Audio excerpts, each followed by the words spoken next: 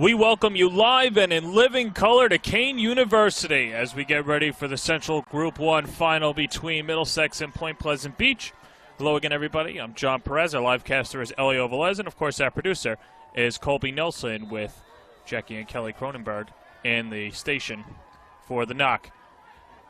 Point Pleasant Beach won the toss, elected to defer, and then we get a short kickoff, and that will set up the Blue Jays at their own 30-yard line. What a season it has been for John Crespach and the Middlesex Blue Jays. 1-9 a year ago. They turned it around. The leadership was there, says head coach P.J. Jankovic. And then, even to his eyes, was a shock at how fast this team got to this point so quickly. Usually, it's a whole rebuilding effort in high school athletics when you have a team that only wins one game in one season. Instead, Middlesex on a 9-game winning streak and looking for their first Group 1 title since 1984.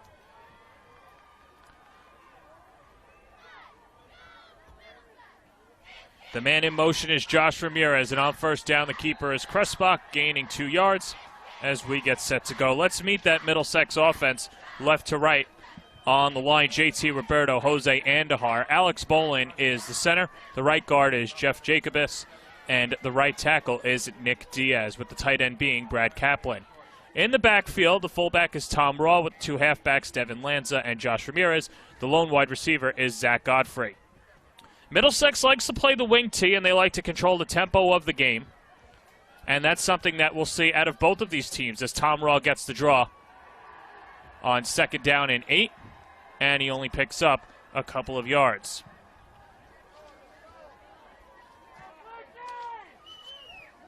And now the defense for Point Pleasant Beach.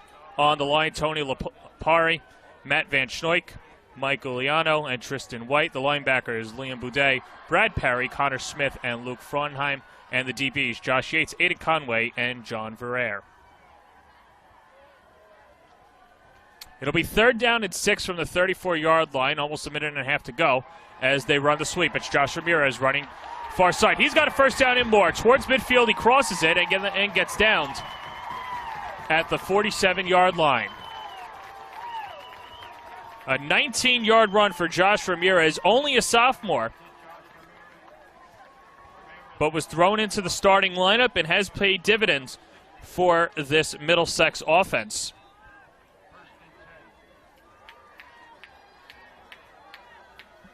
Ramirez averaging 7 yards a carry, and as you see, he gets more than twice that on his first run of the game.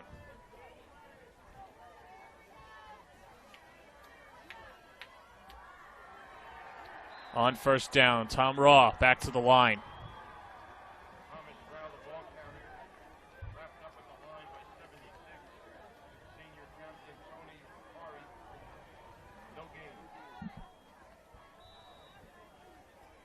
Lapari with the takedown, the senior captain for Point Pleasant Beach. The Garnet Gulls making the hour trip north up here to Kane. And a classic blue versus red matchup. And a good fake. It's Devin Lanza running near side. Tries to get around Frauenheim and then picks up an extra yard. Close to the first down, and it'll be a gain of 9.5. And we'll set up a 3rd and short.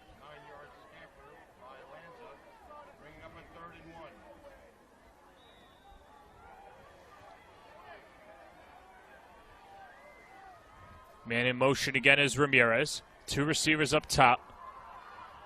And down low on the near side is Brad Kaplan.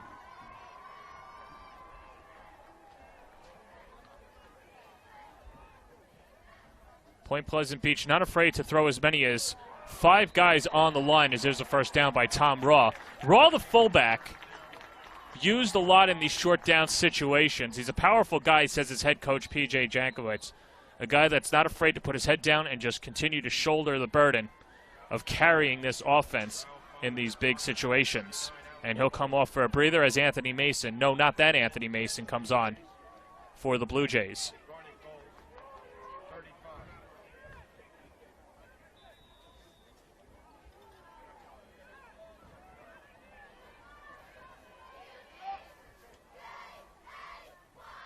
On first down, it's Mason slipping a tackler. Now stride shuffling. Still on his feet to the 10-5 touchdown. Anthony Mason, a 35-yard run. And Middlesex strikes first.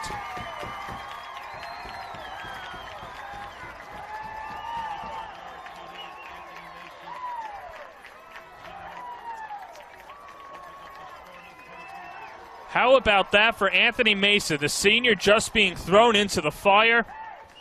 Jankowitz summons him to the field, and then he returns the favor with a big touchdown.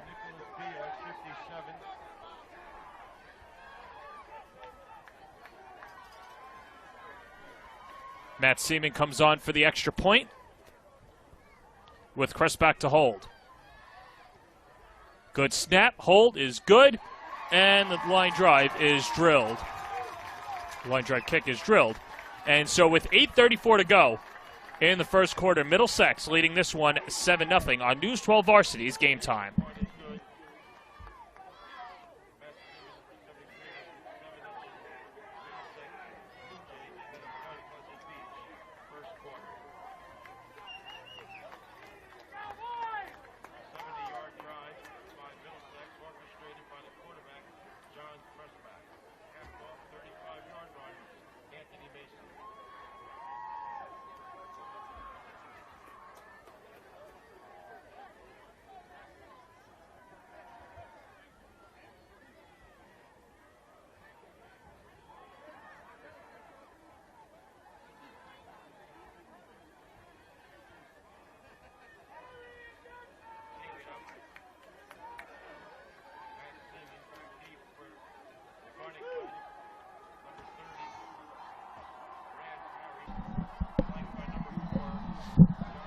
What a start for the Blue Jays here at Kane. Anthony Mason scoring his 6th touchdown of the season. And now the Garnet Gulls try to answer back, but nowhere to go. Brad Perry with the return as he gets brought down by Ahmad Rollins. And Rollins, the Troy Polamalu of this Blue Jays defense and special teams, always has a nose for the ball and is always near the ball carrier. And this will set up the Garnet Gulls at their own 20-yard line, as they're led by their quarterback, Luke Fronheim. Fronheim has some good football lineage, and we'll get to that in a second as his team gets set to go. 8:28 to go in this first quarter. Middlesex leads it 7-0.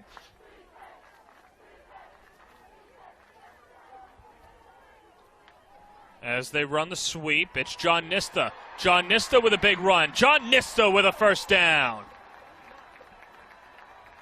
Well, John Nista took over when the injury to Sean Gold struck this team. Gold suffering an ACL injury 3 games into the season. Gold was the feature back.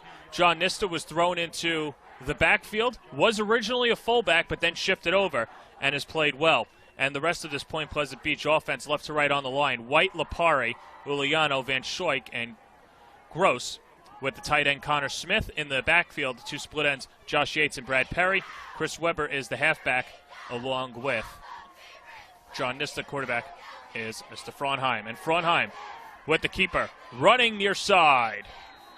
And he'll pick up about 7 yards. Well, we mentioned the football lineage for Luke Fronheim. His grandfather, 47 years at Immaculata High School, was the captain for the undefeated Rutgers football team back in the 60s. And, of course, his father and his grandfather, Pierce, his son, I apologize, and Luke's father, Mike, of course, Luke's father coached at Immaculata as well, and then his uncle Mike was the basketball coach for Theo Riddick at Immaculata as well. So some good 3 degrees of the Fronheims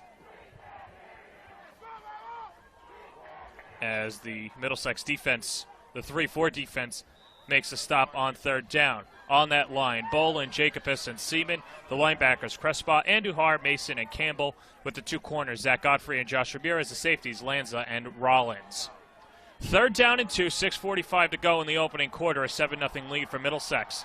2 in the backfield as they like to run this wing gun offense. And the handoff.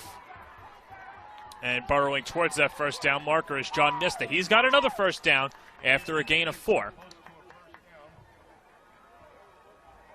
And actually, they'll take a yard away from him and spot him at the 45-yard line. But nonetheless, it's enough to get that new set of downs.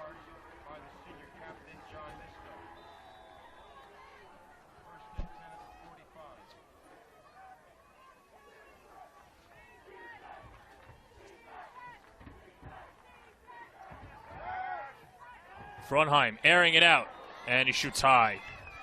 Josh Yates, the intended receiver. Yates is split end, as we mentioned, that old-fashioned offense that the Garnet Gulls like to run. But Frunheim, when he was thrown under center this year, head coach John Wagner knew that he had a special quarterback that can play well in both facets of the game, whether it's with his feet or whether it's throwing the ball. So he had to shuffle the playbook a little more and throw some throwing plays in there as well. On second down, the sweep near side, that's Chris Weber. Weber has a first down. A gain of 12 for Chris Weber as he eclipses 600 rushing yards on the season.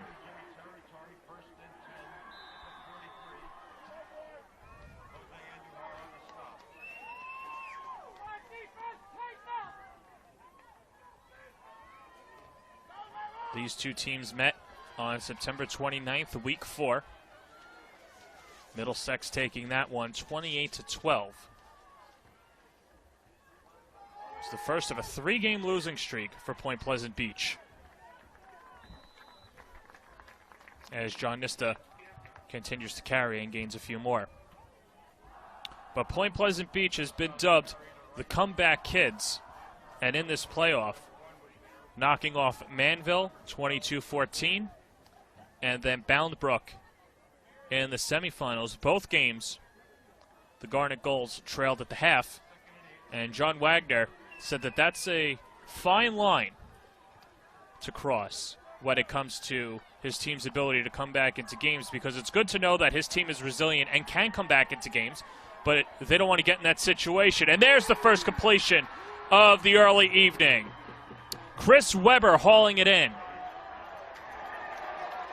And a flag at the end of it.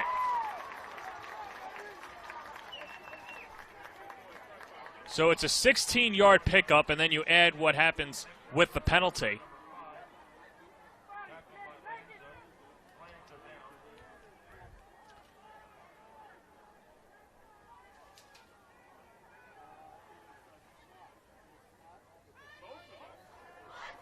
Now, the one good thing is we have the advantage of having the replay on the video board.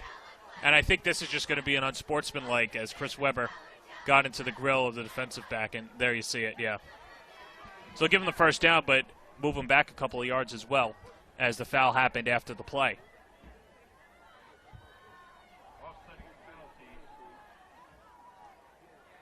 And now offsetting penalties. I beg your pardon.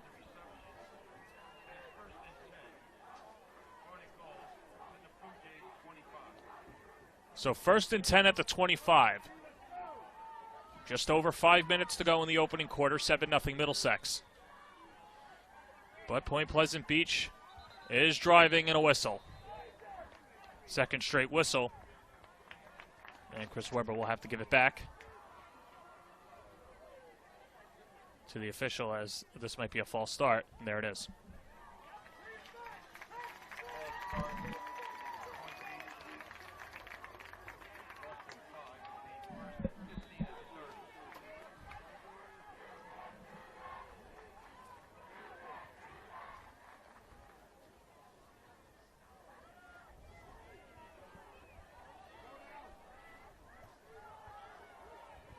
Nice crowd here at Kane in Union, New Jersey. Super Saturday in the Garden State. John Nista again gets back to the original line of scrimmage, gain of 5.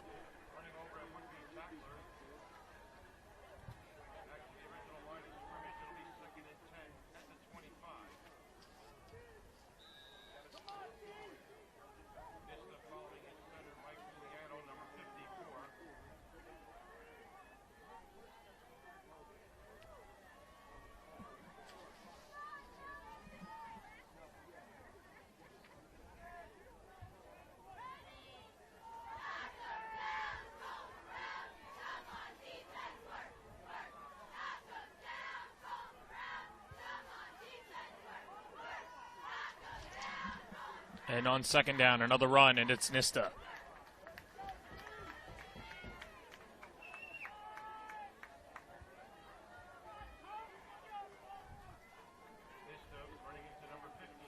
Nista averaging 4.5 yards a carry.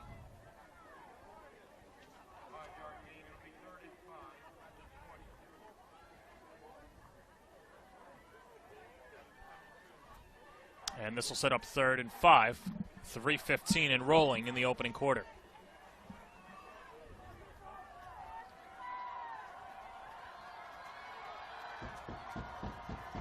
Nista in the backfield again. Frauenheim under center. Gives it to Nista. 3rd straight run. Lowers the shoulder and picks up about a yard. And it'll set up 4th and short. Neither of these teams kick the ball a lot. Only on the extra points. So you'd have to imagine that the Garnet Gulls are going to go for it as the offense is still back out on the field. And Jeff Jacobus comes back in to shore up the defense for Middlesex.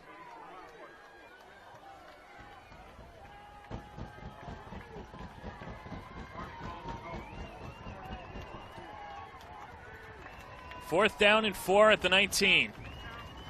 2 receivers near side of the field. It's Weber and Nista. And a timeout taken by Point Pleasant Beach to scout out the Middlesex defense and see any adjustments that need to be made.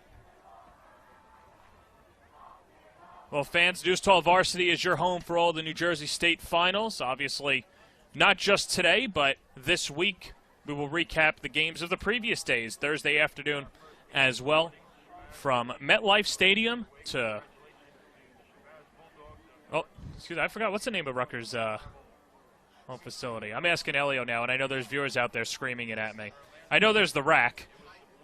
High Point Solution, I don't know, it's some corporate name. The point is, the games are at Rutgers in Piscataway, down south from where we are right now. And then, of course, a very easy name to remember, Alumni Stadium right here on the campus of Kane University.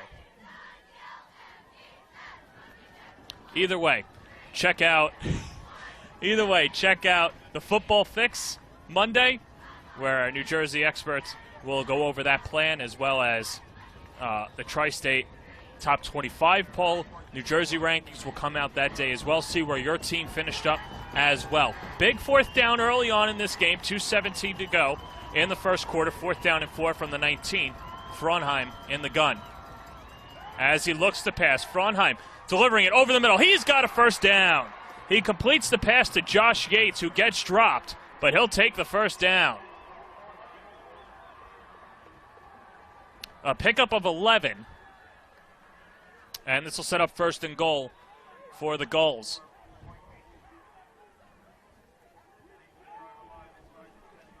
So Josh Yates hauling it in for Point Pleasant Beach.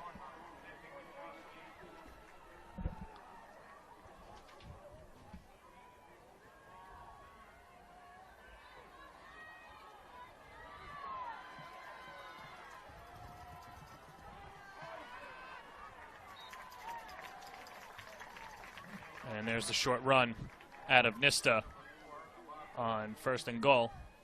Ahmad Rollins with the takedown. Well, Josh Yates understands the success at Point Pleasant Beach High School. His brother Noah was a part of that 2013 championship team, and Noah came back to the team this week, as well as other alums from that 2013 team, to just stress the importance of winning this game and leaving it all out on the field for most of these seniors' final football games of their career. There's the reverse. Frauenheim fakes right, goes left, has the seam running up. He's going to be short inside the 5 as they'll spot him near the 3-yard line. This will bring up 3rd down.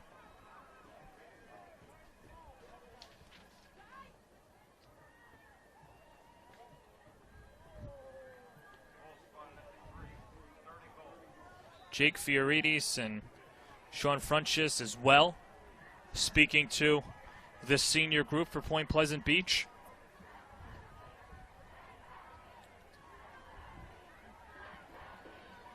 And that is the one thing that gets lost in this whole high school football mix. Not everyone's going to play at a big Power 5 school. This is, for some seniors, their last football game. They want to go out on a high note. Nista! And he's a little short. As that will do it for the opening quarter. Point Pleasant Beach driving, but they don't have the lead as they trail Middlesex 7-0 at the end of one. A lot of grounding and pounding, and of course a touchdown early on for Middlesex, and that's your score right now. 7-0 at the end of one on News 12 Varsity's Game Time.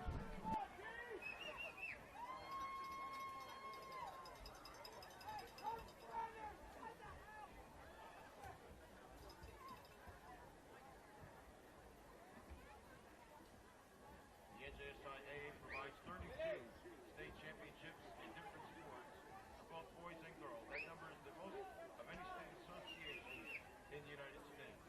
High school sports activities provide its participants with many of life's positive values. Again, the NJSIAA would like to thank our corporate sponsor, Wilson Sporting Goods, and Kane University for hosting today's championship final.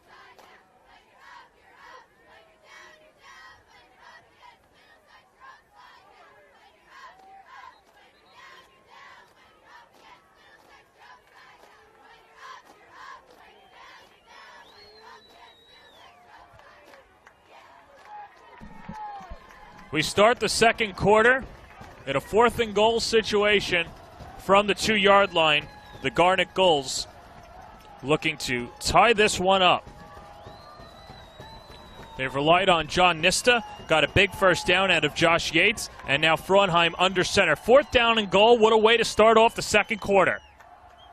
And it's a straight keeper. Fraunheim to the house. Just 5 seconds into the second quarter, Point Pleasant Beach answers back. So Luke Fraunheim on the straight keeper, scoring his 4th rushing touchdown of the season.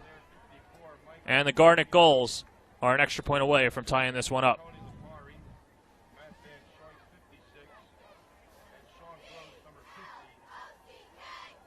Jeff Wall for the extra point. End over end. And he drains it. 5 seconds into the second quarter, we're back to square one.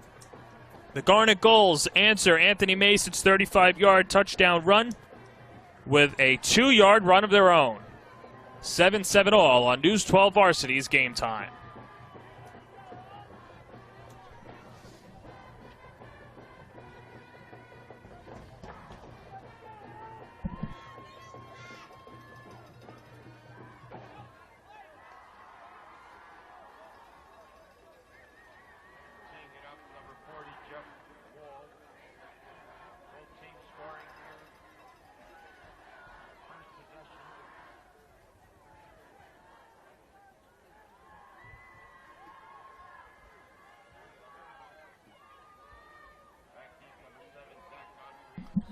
One drive apiece and one touchdown apiece. Anthony Mason from 35 yards out, giving the Blue Jays a 7-0 lead. And then Luke Fraunheim, the quarterback, leading his team into the end zone with a 2-yard score. Prime real estate for the Blue Jays as their offense comes back out on the field. Right at midfield.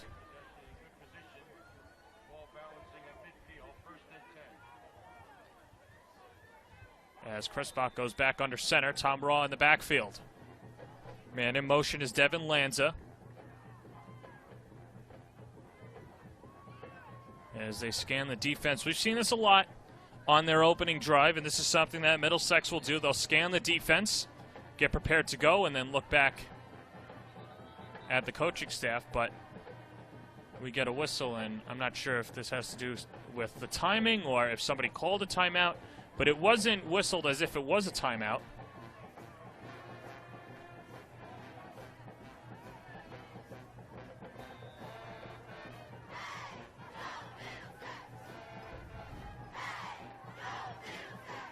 This might have just been a clock issue. Anyway, so no penalty. Crespach on first down, keeps it himself. And he sees nothing but a sea of white and red.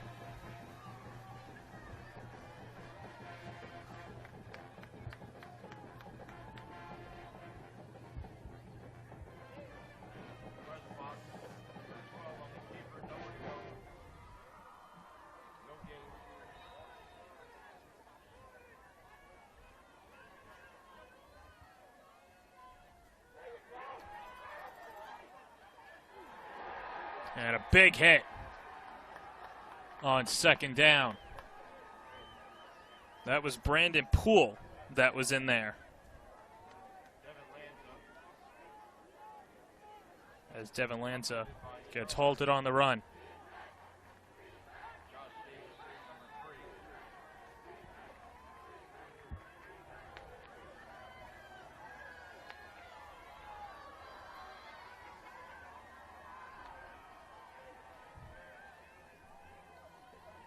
These two teams have met 6 times in their football history. Point Pleasant Beach leading the series 5-1.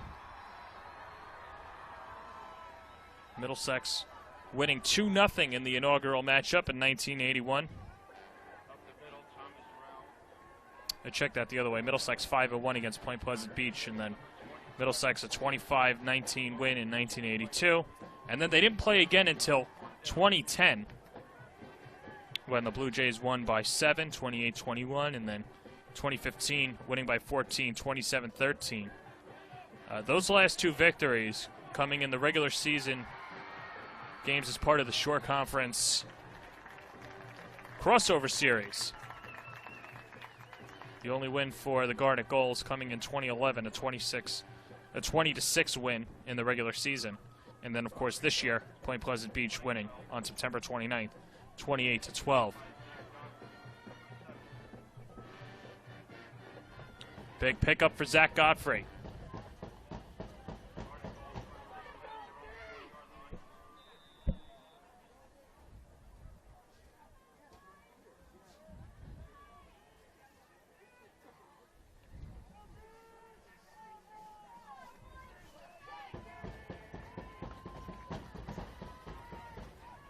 First down and 10, 9:58 to go in the second quarter.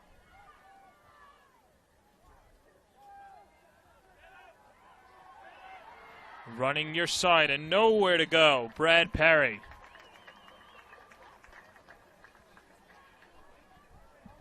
As this Middlesex defense does a good job closing the running lanes for Point Pleasant Beach.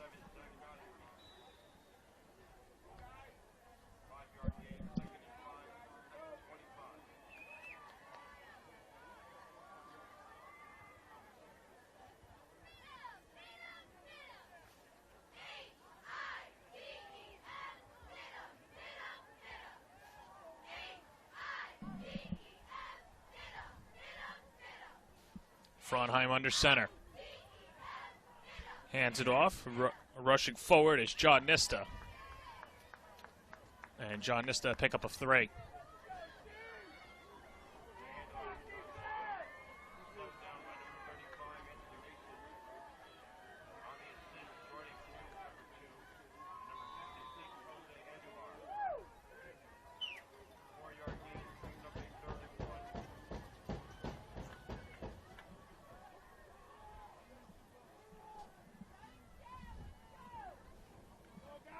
Third down and 2. Ball spotted at the 28-yard line.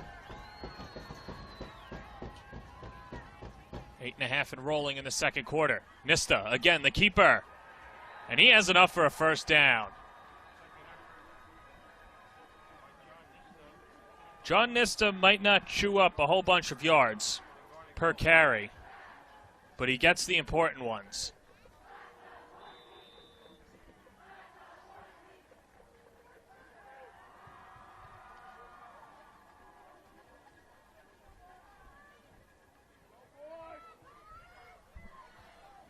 Point Pleasant Beach, the number 7 seed in the CJ1 tournament when it began, and had comeback wins over 2-seeded Manville and number 3 Boundbrook.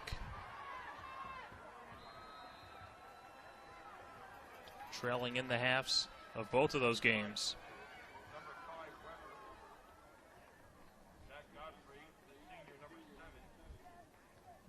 As Weber that time on the keeper.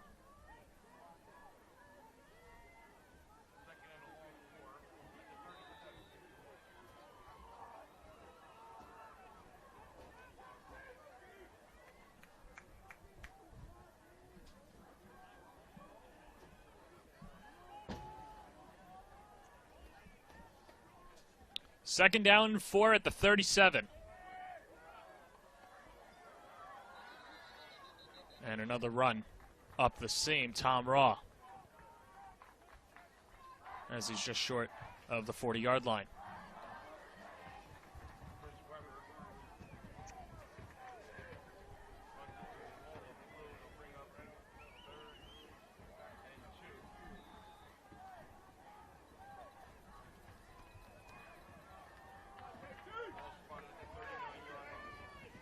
So third and short with the ball on the 39-yard line.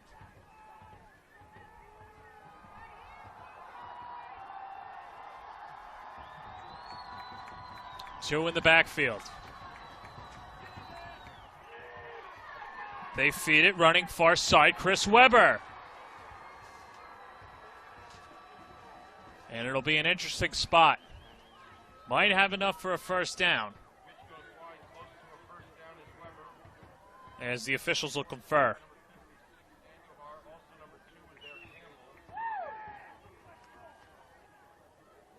And they might call for a measurement. And that looks like what they'll do.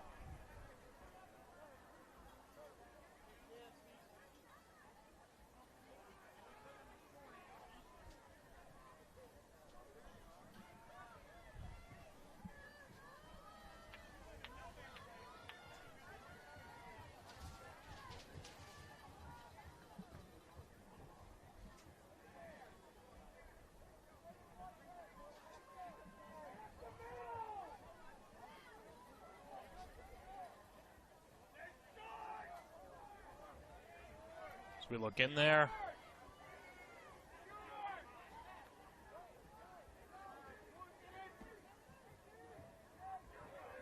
And it'll be fourth down. Not really emphatic out of referee Joe Shaw. You would think in a state final he'd be more emphatic, but either way, both of the teams know that it's going to be fourth and short. Fourth and probably 5 inches.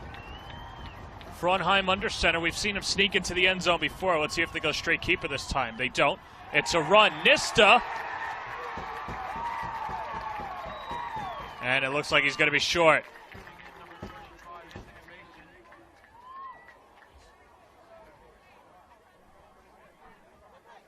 Anthony Mason making the stop.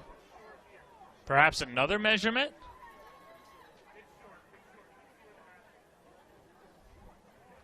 As they'll bring out the chain gang again. And he might have a nose. Well, let's see. He's short.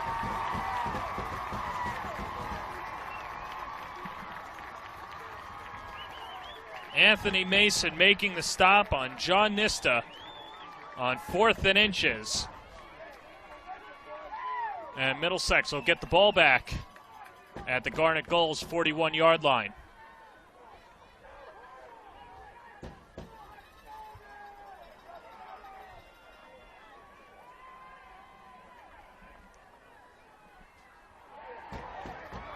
On first down, Tom Raw scampering ahead.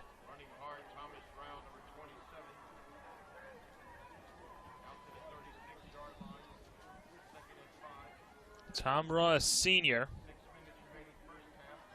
as we enter the midway point of this second half.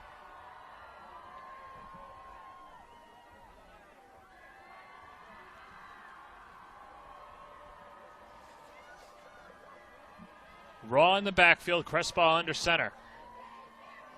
They give it to Rao, rushing forward, still on his feet, has a first down and more. One man to beat, and he gets brought down. Thomas Raw only averages 5.5 yards a carry, not on that run. Gets a big first down, close to the 10-yard line. A pickup of 25 yards.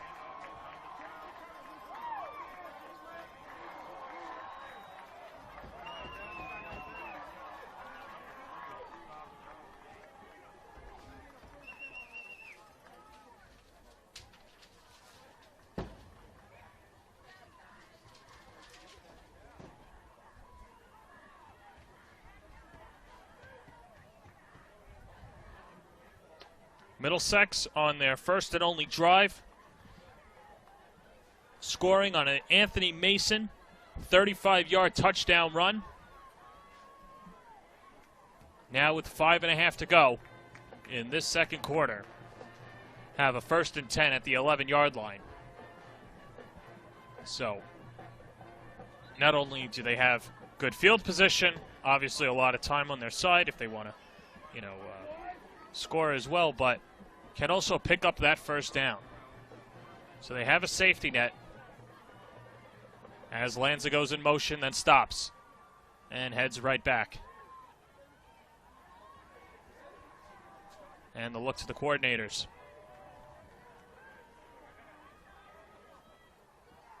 There goes Lanza again. They pitch it to Lanza. Lanza gets a couple of blocks towards that first down marker. He'll be a couple of yards short, but a big pickup for Devin Lanza. As the Lanza family seated right in front of the press box. We've got family from all over the country tuning in as well. We appreciate the viewers. As Lanza wants to end the football season a champion, as well as the rest of the Middlesex community. This time it's Raw to the end zone.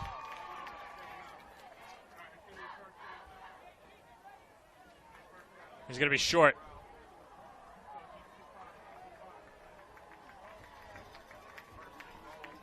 But nonetheless, 1st and goal now. Under 5 minutes to go in this first half.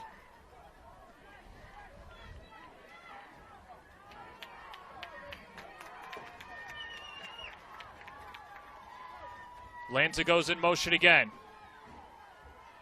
The give to Rao, touchdown. Nope, it was a keeper. It was a fake to Rao. John Crespa from a yard out. And Middlesex takes a 13-7 lead.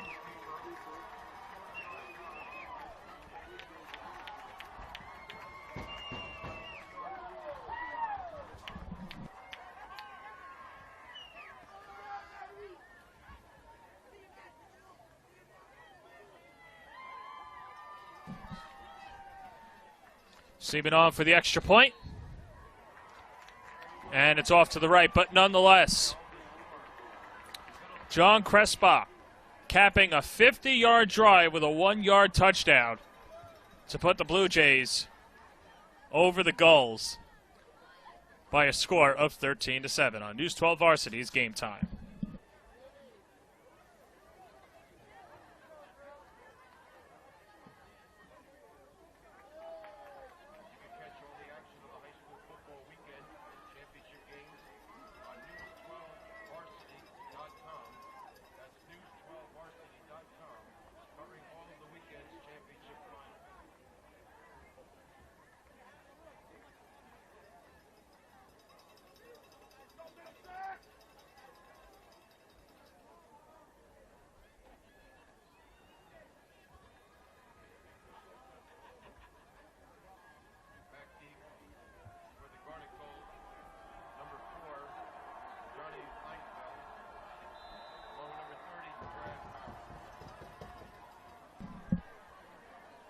Kickoff going out of bounds.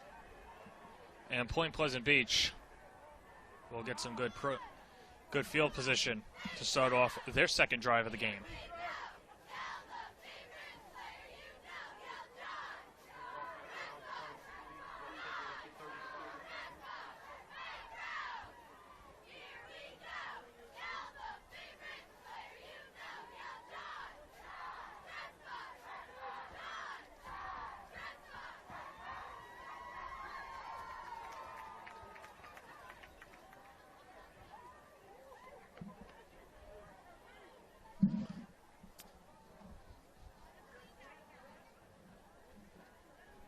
So the Garnet Gulls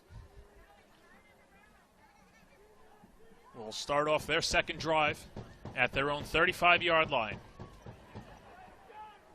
Last time out, Luke Fraunheim, a 2-yard run to the house to tie the score at 7. That was answered back by the QB for Middlesex on a 1-yard run as John Nista gets the carry, runs it wide, and loses a yard.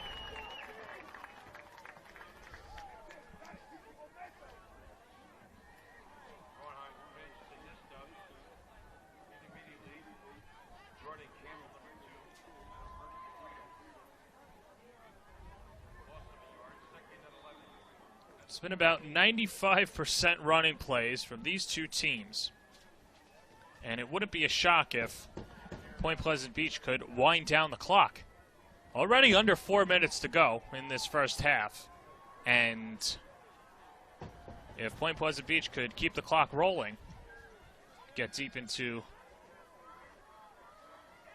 Middlesex territory, could go into the locker room either up 14-13 or tied at 13 apiece, but Middlesex's defense standing tall. And it'll set up a 3rd and long. 3rd and 9 to be exact, 3:30 to go in this first half.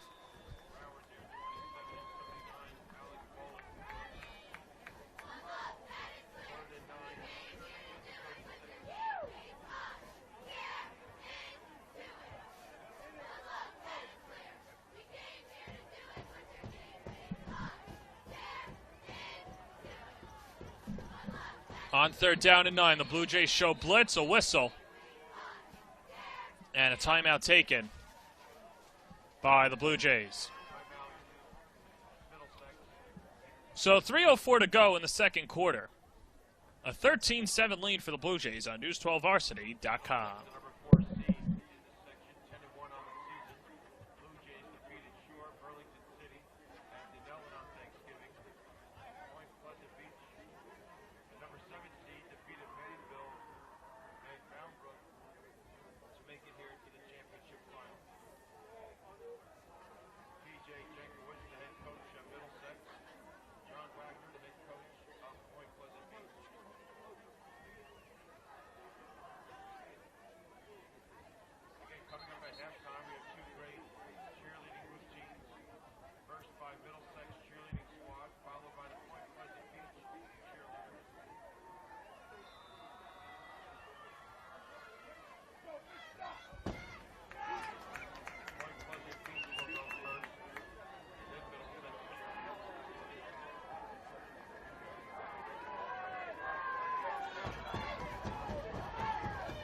Third down and 9. Fraunheim in the gun looking to pass. Gets flushed out of the pocket. Rolling, firing up the middle. And he bounces it. A 3 and out that should send out the punting unit.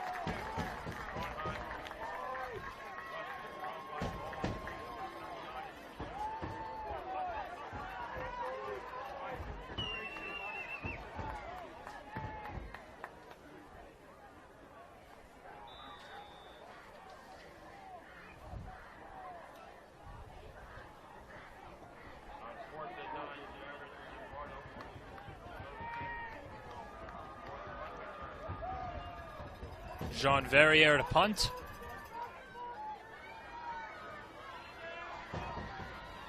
With under 3 minutes to go. Good snap, kick. Here's a short one.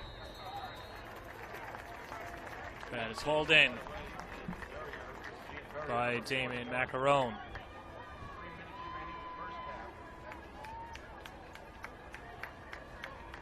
So Middlesex, an opportunity to go up 2 scores. Headed into the half.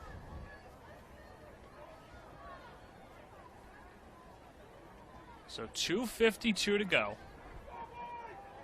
The Blue Jays with the ball at their own 36-yard line.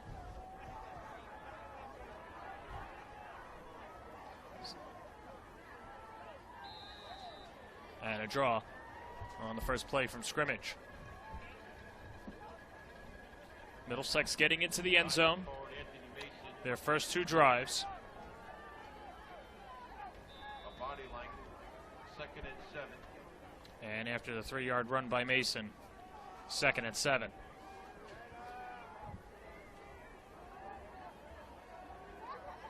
Lanza goes in motion, gets the pitch, hops a defender, and gets something out of what could have been nothing. Wide lateral to Lanza, pitch out, sidestepping tackler. Finally brought down by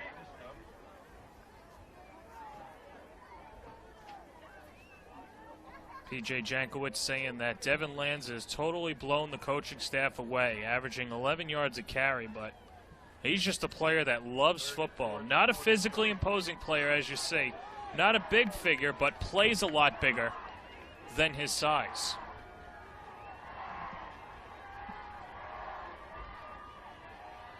As we see Ramirez and Lanza both in motion before the snap. The handoff to Rao up the middle. Might have enough for a first down. He's at that marker, and he should. So move the chains, a minute and a half to go in the first half. A 13-7 lead for Middlesex.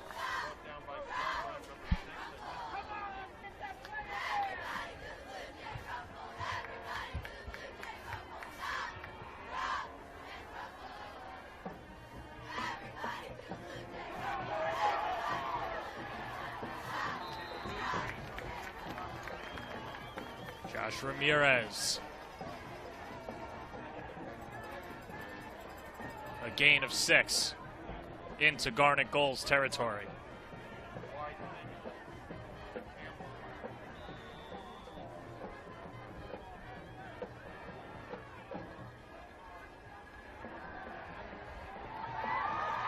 And again, it's Lance. Nope. It's Godfrey. Godfrey inside the 15. Big gain and is Zach Godfrey.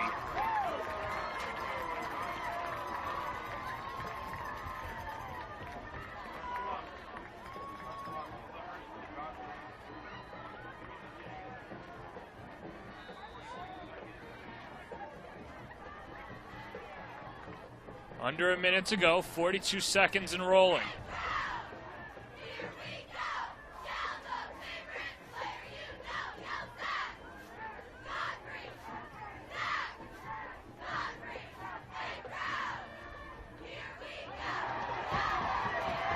This time, near side to the house, Josh Ramirez from 21 yards out. Middlesex up 2 scores.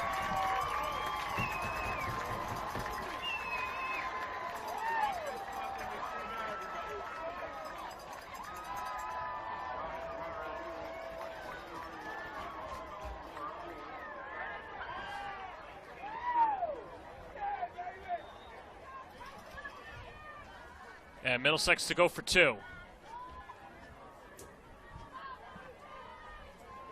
As Kressbach looks back to the sideline to get a signal.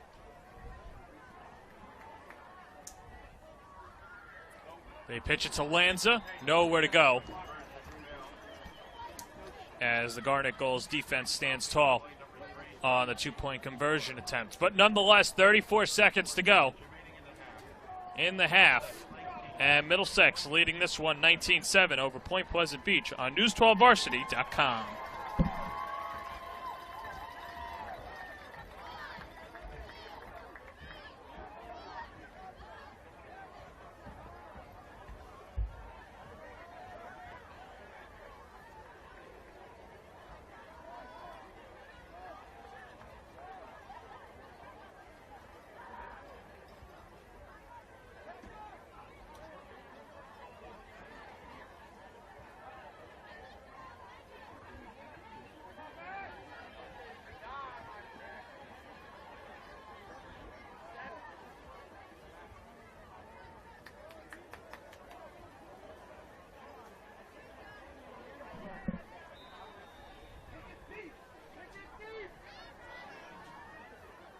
.34 seconds to go in the half. A 19-7 lead for Middlesex.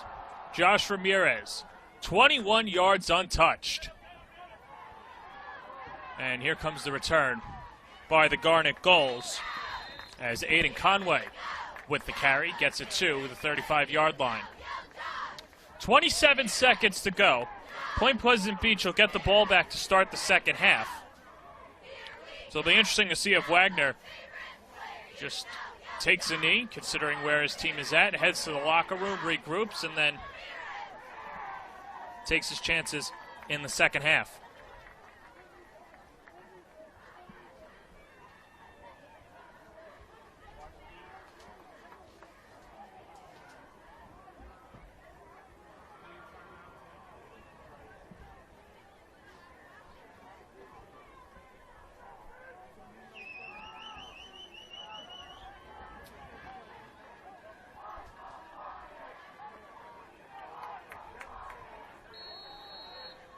And a flag, and this should be a delay game, and it is.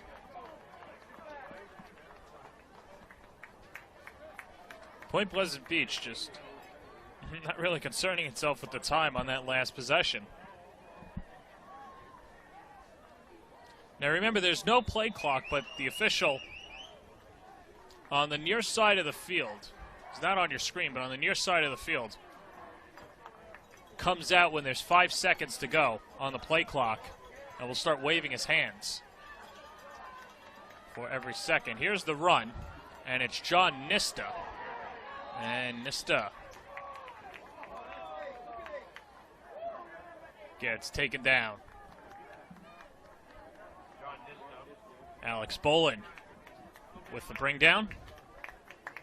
Under 10 seconds to go, and that should do it for the first half. Middlesex has had 3 series, and they've scored on all 3. First, Anthony Mason in the first quarter, then in the second quarter, John Crespach and Josh Ramirez, as the Blue Jays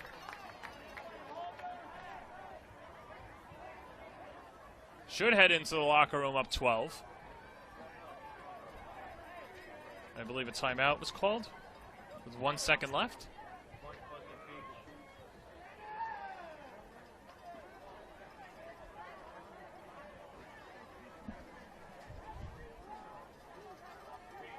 Point Pleasant Beach looked like they were content to let time wind down. But nonetheless, Middlesex will go into its prevents defense, as there are 4 DBs about 25 yards away from the line of scrimmage just to bat anything down.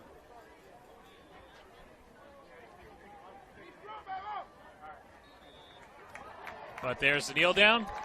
So now formally, we have played 1 full half, and what a start for the Blue Jays. They lead it by 12 headed into the half on News 12 Varsity's Game Time.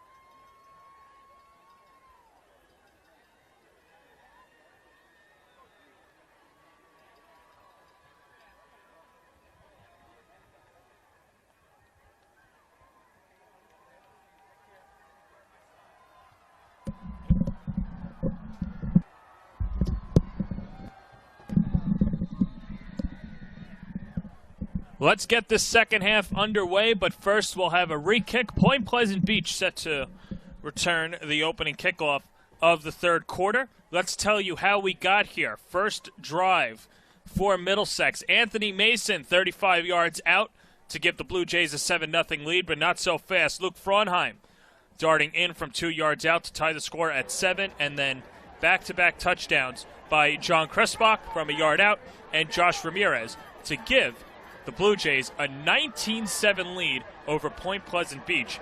And another try for Matt Seaman to boot this one away. No whistle blown for the kickoff, so this should stand. And away we go. This is Brad Parry. Brad Parry across the 35 and then gets pushed out of bounds. Devin Lanza shouting with authority, as Lanza himself hasn't been on the scoreboard, but has had a good first half as well, as he and his team will trot back out there on defense.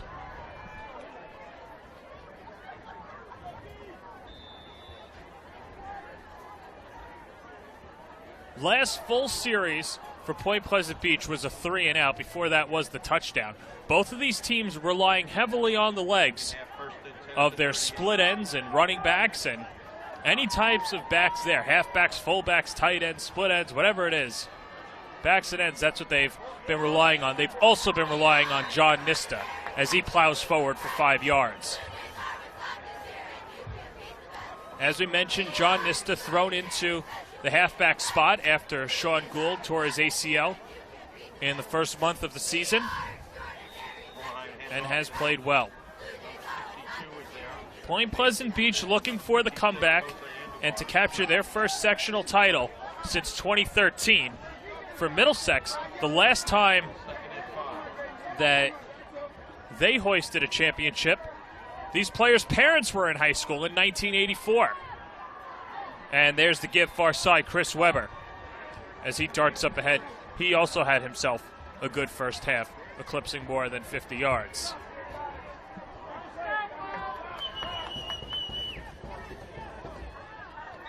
Interesting to see two basketball names in this game. Obviously, you've got Chris Weber, Anthony Mason in this one as well.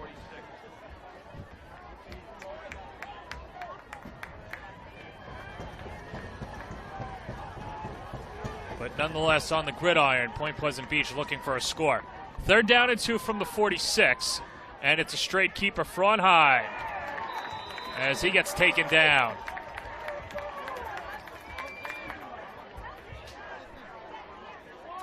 Jose Andujar, the team's leading tackler, with the knockdown.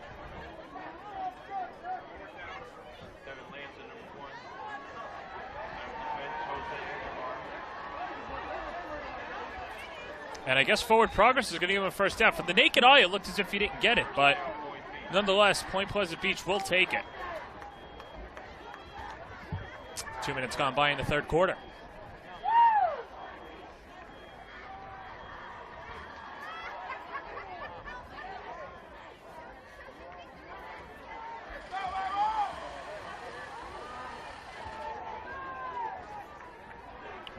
High formation for the Garnet Gulls.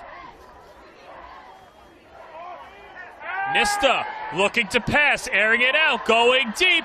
It's caught, flag is down, but a big haul in by Josh Yates. This might be pass interference on Middlesex. As it stands right now, it's a 52-yard completion. Check that 42-yard completion, but we'll see what the flag is.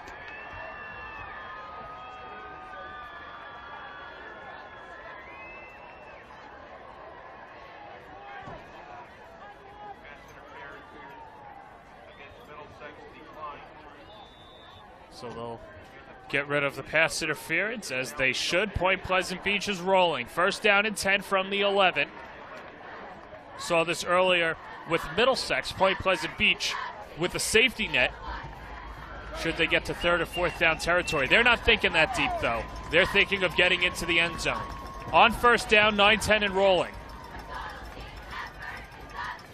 Fraunheim and his offense gets set. Head of steam, Nista. As he scampers forward. Straight up the middle of the end zone.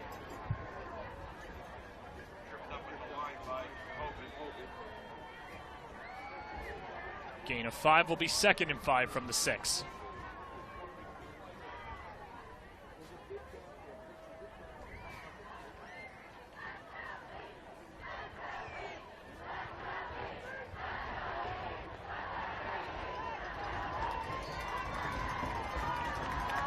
Nista in the backfield.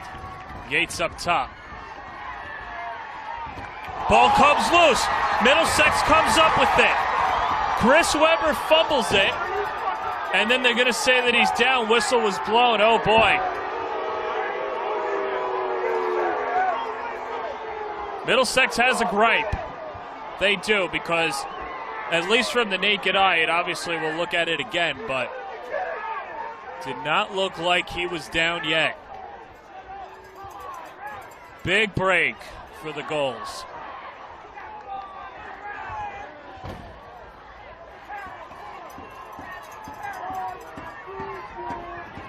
As you can hear the sigh of relief coming up the shore.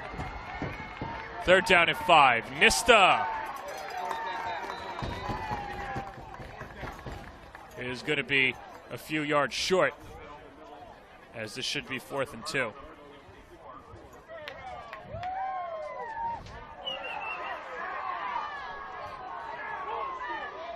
Now they just showed the replay on the board, and of course the near side of the cheering section not happy about that.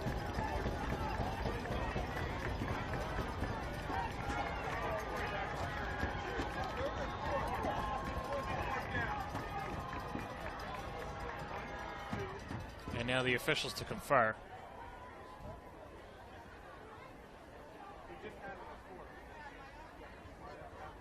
Now they might be talking about what down it is. Of course, we can't hear what they're saying. But the scoreboard says 4th down. I believe it's 4th down. I think Point Pleasant Beach was expecting it to be 4th down. But by the chains, it signals 3rd down, but they'll probably change that now as they do. So it is all corrected. 4th down and 3 from the 4. Point Pleasant Beach can get a 1st down. The Garnet Gulls defense has not been able to stop Middlesex, which makes this offensive series that much more important. 7:35 and rolling in the 3rd quarter. Point Pleasant Beach down 12. Frauenheim in the gun. Looking, far side, cradling the rock, reverses field, fires, end zone, touchdown! What a grab! Josh Yates hauling it in. It was a good scramble out of Frauenheim. Josh Yates jostled for position and comes in with the score.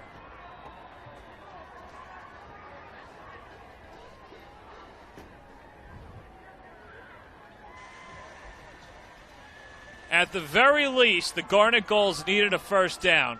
Instead, they got 6 points. As the defense was collapsing in on Frauenheim, he lobbed it to the back of the end zone. It was hauled in. Extra point is good. And Point Pleasant Beach with a good response to start the 2nd half. 7:13 to go in this 3rd quarter. A 5-point lead for Middlesex on News 12 Varsity's Game Time.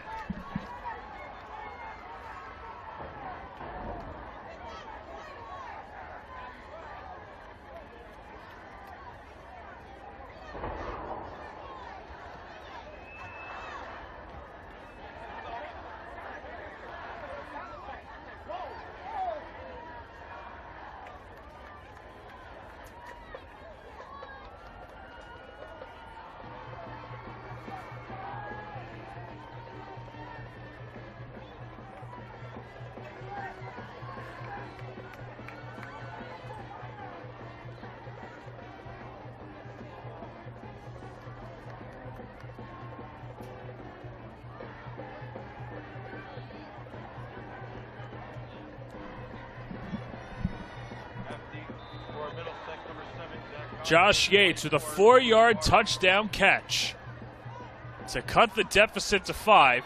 And now Zach Godfrey tripped up, but will set up his team at their own 36-yard line.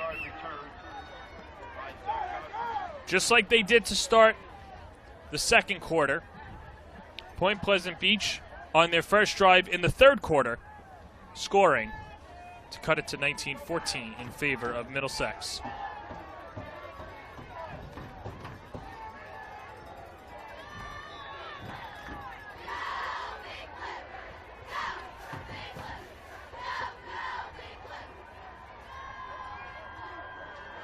Now on first down, as Middlesex checks over to their sideline.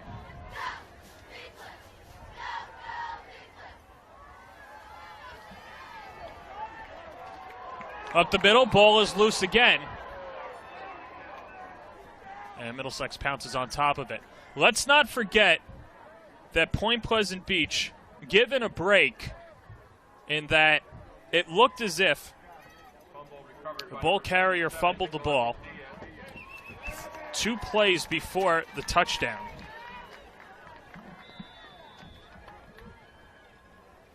But nonetheless, the Garnet Gulls will take it.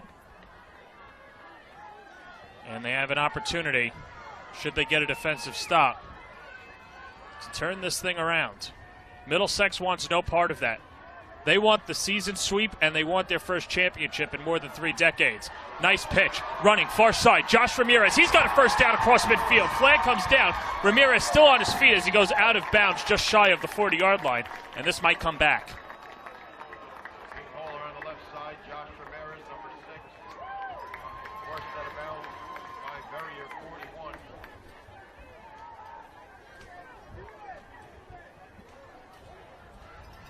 Flag is down.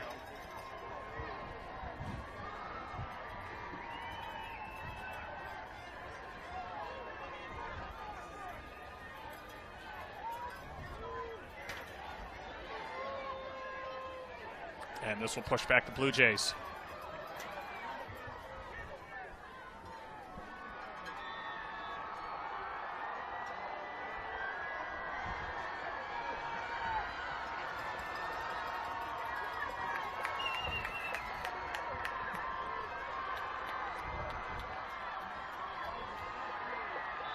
On second down, that was Anthony Mason. Up the middle, the handoff, Anthony Mason. Weber on the stop. Ball at the 40. Second and 6. Anthony Mason, the one player that the coaching staff feels is due for a big game. And he's already has his name in the scoring book. A 35-yard run to open up the scoring for the Blue Jays. That happened in the first quarter. But now on third down, Point Pleasant Beach looking for a stop. Crespach wants no part of that. He's airing it out deep. It's caught and hauled in. Zach Godfrey to the house. 60 yards, Zach Godfrey. What an answer back from Middlesex.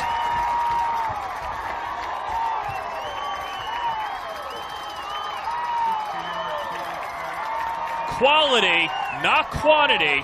Middlesex doesn't throw the ball that much, but they can. As you see, Crespach just unleashing it.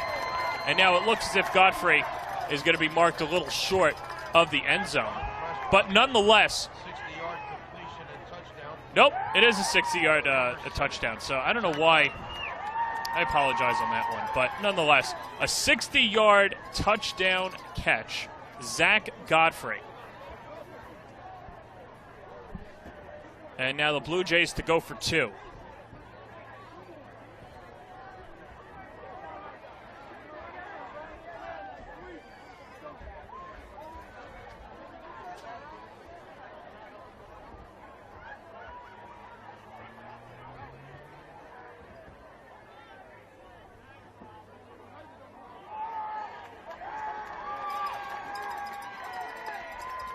So there was a hold at the end of the play. That's what's causing the delay. It'll be a hold against Point Pleasant Beach. I think Middlesex will take the touchdown.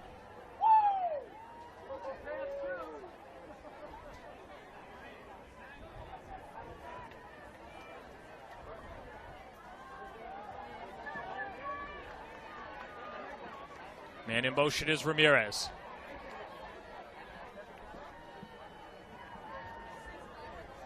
Middlesex looking for a 13-point cushion. 5:05 to go in the third quarter. The give, Mason, it's too easy. Anthony Mason to the house to give Middlesex a 27-14 lead.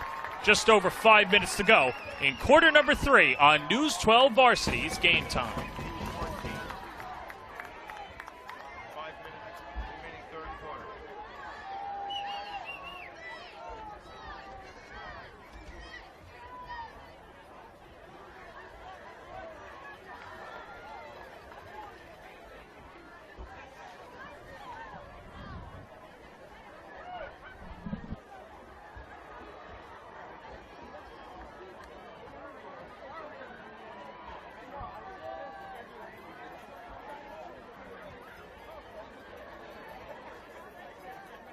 Kicking off, number 73.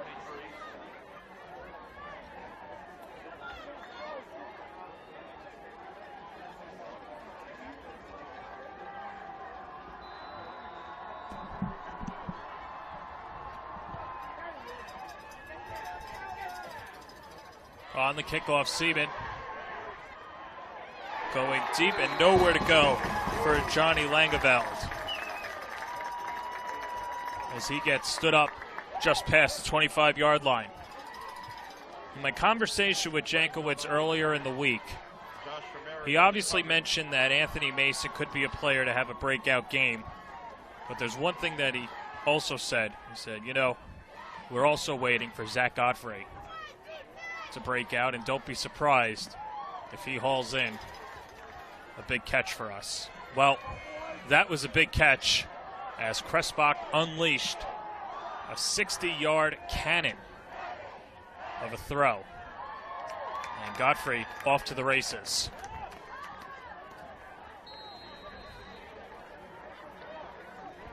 Nista on first down. Nista the ball carrier. Campbell on the stop, number 2. And Thomas Rowell, number 27. 8-yard gain. Middlesex a perfect 4 for 4. 4 offensive series, 4 touchdowns, and a 27-14 lead.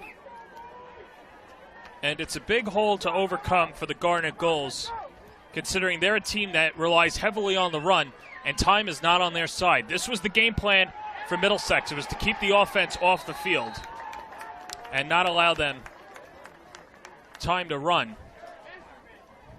And so far they've done well in that aspect. First down, Point Beach.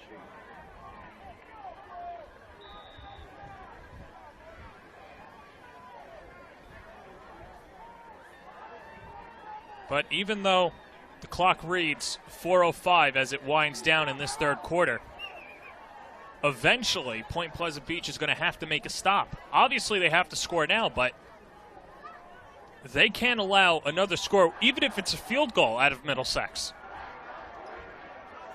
And it's just a tall task to ask out of this Point Pleasant Beach crew, because a lot of their players play on 2 sides of the ball, and fatigue might become a factor. Whereas there's a little more depth for Middlesex this year. Delay a game. As a delay a game Point Beach. moves Point Beach back 5 yards.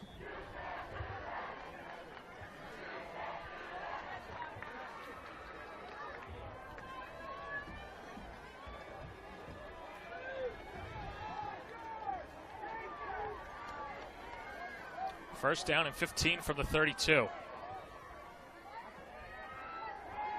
Fronheim to pass. Throws it into the flat. Josh Yates, he gets smothered.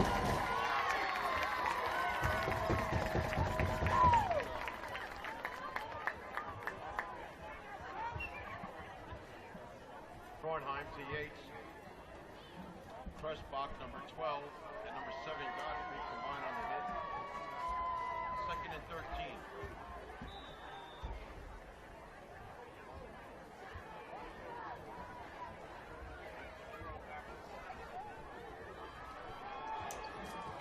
Point Beach has been known as the comeback kids. in this playoffs, as that's once again hauled in by Yates. Gets some positive yardage to pick up a 5. To move him up towards the 40-yard line.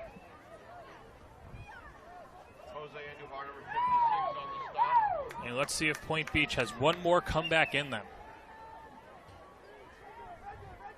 2:35 and rolling. 13-point lead for Middlesex.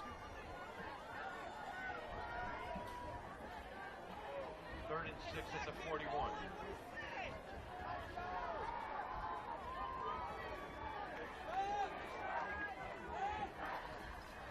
Fronheim back to pass again. Dumps it near side to his favorite target, Josh Yates. Has a first down, and forward progress will move him to midfield. Josh Yates, so hard to bring down. Josh Yates on the reception from Fronheim. Godfrey was there from 7 on the coverage. First down, Point Beach at midfield. 2 minutes remaining, third quarter. Josh Yates was a freshman when his brother Noah helped lead the Garnet Gulls to their last title in 2013. Now he looks to add a trophy on his side of the mantle. Nista, nowhere to go. Back to the line as a sea of blue brings down Nista. And that was Jordan Campbell with initial contact.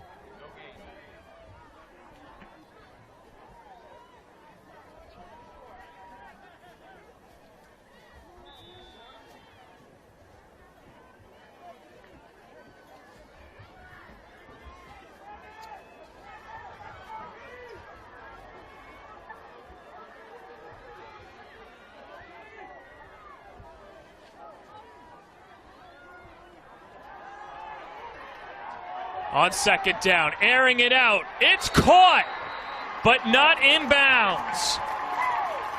Jean Verrier couldn't keep his feet in bounds. A nice acrobatic catch, but all for naught. The one saving grace is that it stops the clock. And Point Pleasant Beach, very conservative with their timeouts. You've seen them take a couple of delay of games, and I'm sure that had to be a message from John Wagner saying, hey, we're down 2 scores, and we can't afford to burn these timeouts so early in this second half. And if you've been watching News 12 Varsity's coverage from Kane all day, you saw that that was the undoing for St. Joseph's Regional against DePaul Catholic. Point Beach with another first down. That time, it is a catch, and again, it's John Nista. John Nista is doing it all for the Garnet Gulls.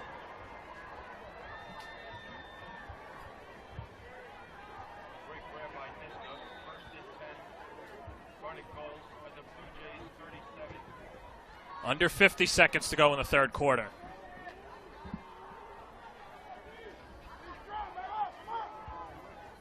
Gulls taking their time, I formation.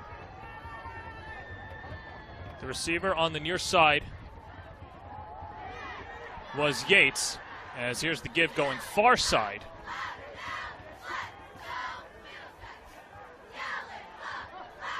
As that was Chris Weber, and he's shaken up. Slow to get up, but a positive sign to see him get up under his own power and might have to take a play off.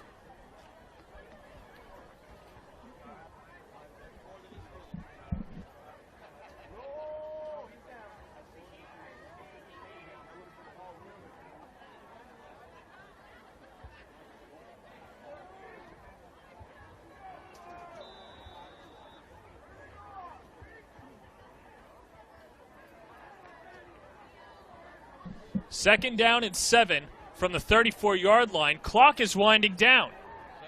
10 seconds to go. The Gulls are going to have to go. This will probably be the last play of the third quarter. Nista gets the carry, and he gets taken down. Ahmad Rollins, who has been a staple to this Middlesex defense, emphatically ending the third quarter with a TFL. We've played 3 full. 12 minutes left to go to decide who takes home the hardware. Middlesex with a 13-point lead over Point Beach on News12Varsity.com.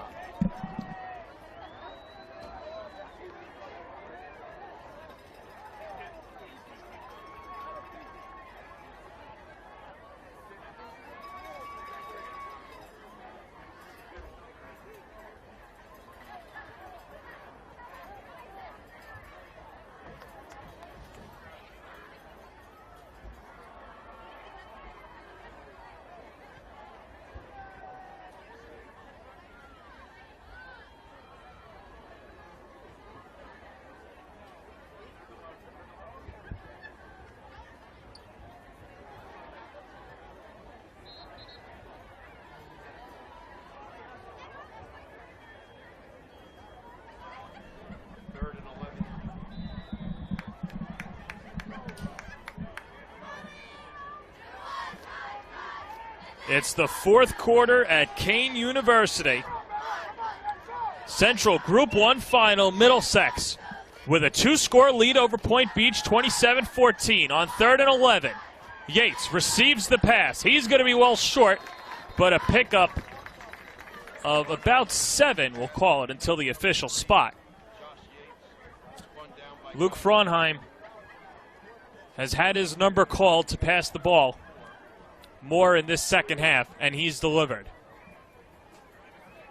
They've been efficient throws into the flat. Josh Yates has been his favorite receiver. Those two hooking up for their last score to cut the lead to 19-14, a 4-yard touchdown pass, but then Zach Godfrey hauling in a 60-yard touchdown catch to give us the score that we have right now. 11:15 to go in the 4th quarter. Big 4th down coming. 4th down and 4 at the 31. In the gun is Fraunheim. Pumps. Now airing it out. Deep. It is broken up. And a flag. Zach Godfrey was in there on the coverage. And this could be a PI against him.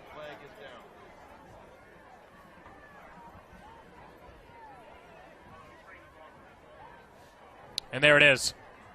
Fresh set of downs for Middlesex.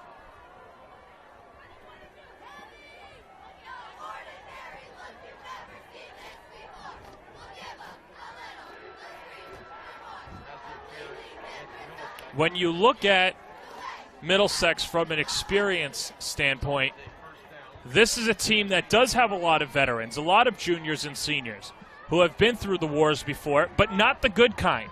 1-9 a year ago, 11 minutes and 4 seconds away from a championship. Here's the run. It's Fraunheim.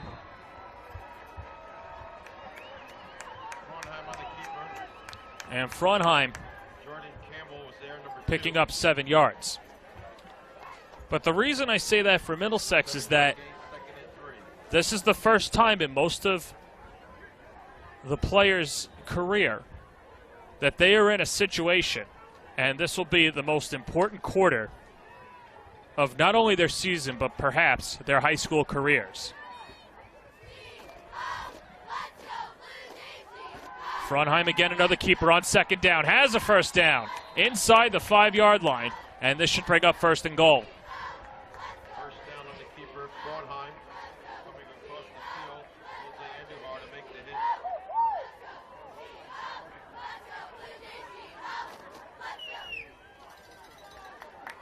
First and goal, Point Beach at the 4. 1st and goal at the 4. Fraunheim. Nowhere to go again as the curtain gets shut. That blue curtain stopping Fraunheim. And then a little extracurricular at the end of it as Fraunheim and the defense talk about what their holiday plans will be. 27 on the hit. Loss on the play.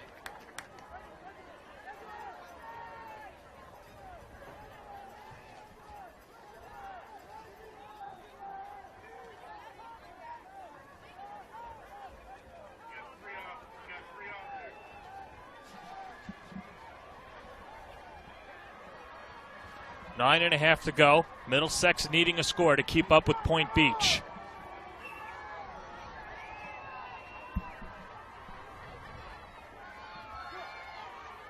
Frauenheim will keep it himself as he continues to pedal forward.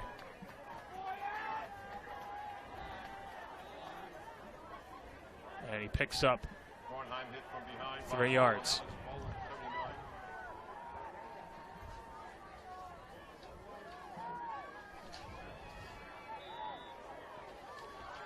Ball is at the 5-yard line, 3rd and goal. Under 9 minutes to go. Point Beach down 2 scores, as we mentioned before. 3rd and goal at the 4. This time the handoff, Nista to the end zone, touchdown. John Nista from 4 yards out.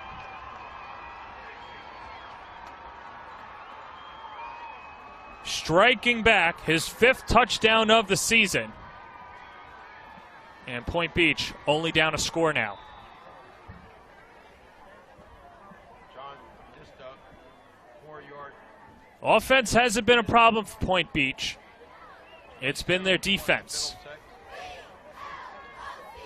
And Point Beach's defense wanting to stand tall as they'll come back out onto the field. The extra point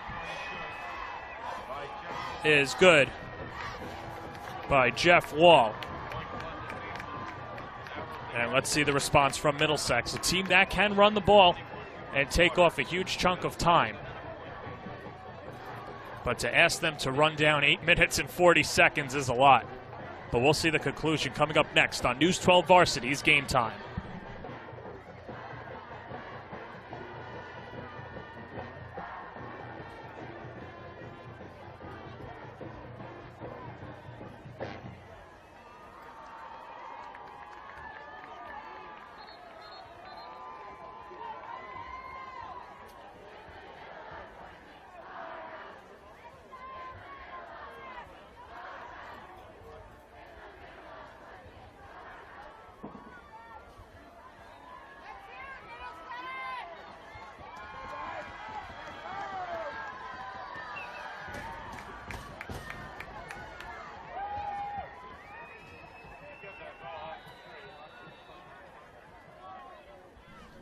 .8:40 to go in the 4th quarter.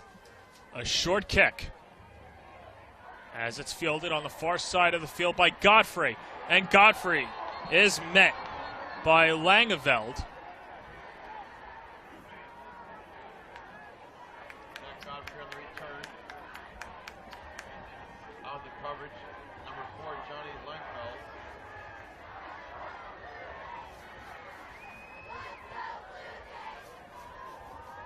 Ball at the 39-yard line, 1st and 10.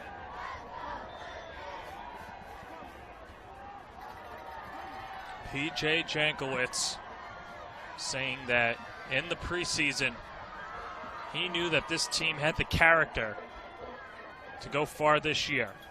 To get to this level, he's not surprised that his team was able to do it either. While many on the outside Straight up the middle goes. are shocked that they got to this point so early in their rebuild. But this year has been more of a reload instead of rebuild. Jankowitz meeting with every senior individually.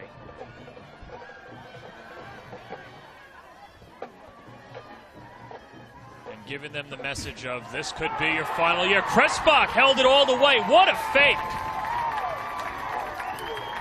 It looked as if it was a handoff to Rao. Kressbach marching forward.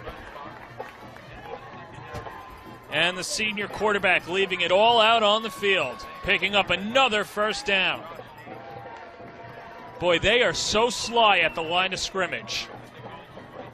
And Kressbach has really improved on his play action over the last year and a half.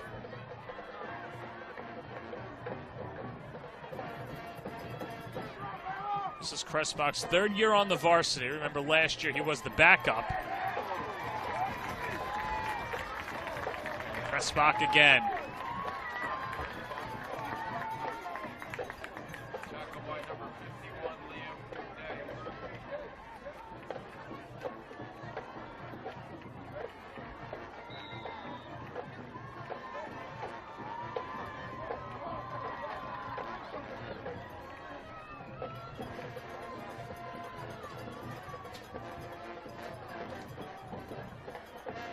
Under 7 minutes to go.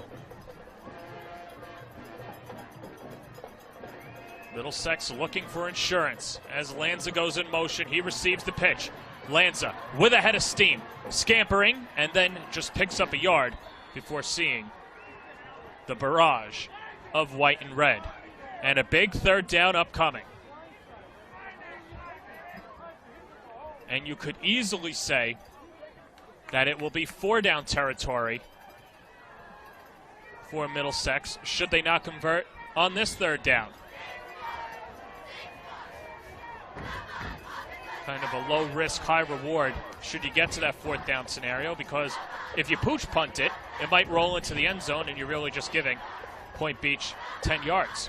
3rd down and 2 at the 34. Chris Bach looking back to the sideline.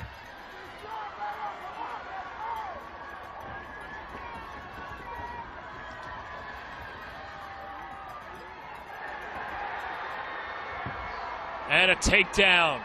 Crespach. Van Schoik with the pressure and the takedown.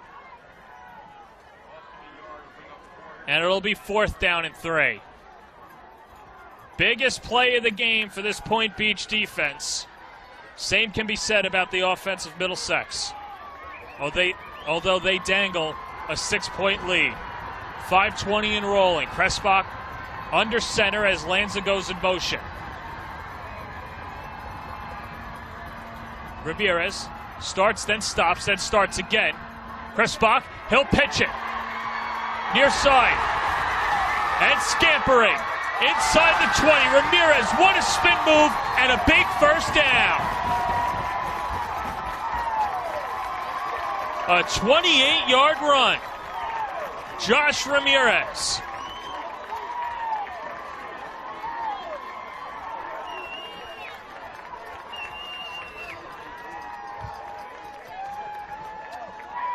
And a great job out of Crespach to sell those 2 pitches.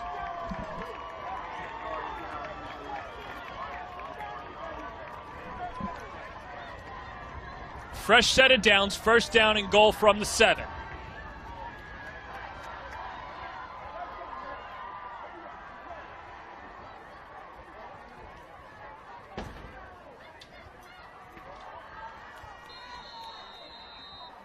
And a timeout.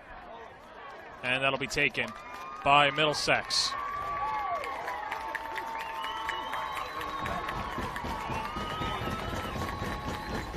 Four minutes and 30 seconds separate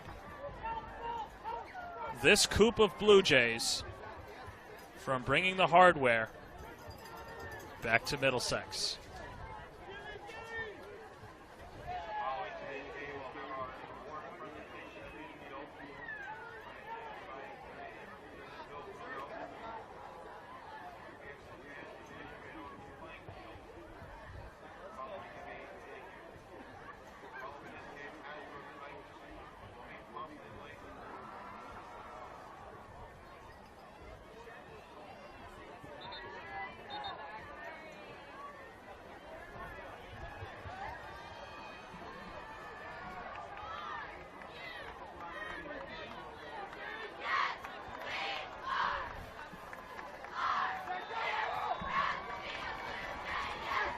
The Blue Jays go back out onto the field. Tom Raw.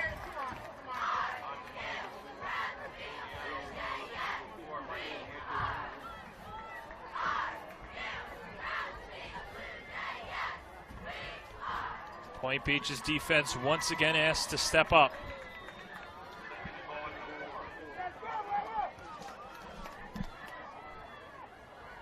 Second and goal from the 5. Lanza darts, then pulls it back. As Crespach peers back to the sideline. Under 4 minutes to go. Up the middle, it's Tom Raw with the exclamation point.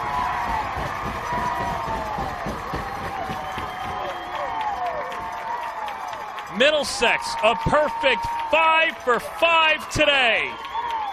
5 series, 5 touchdowns, 3:45 to go as they inch that much closer to a championship.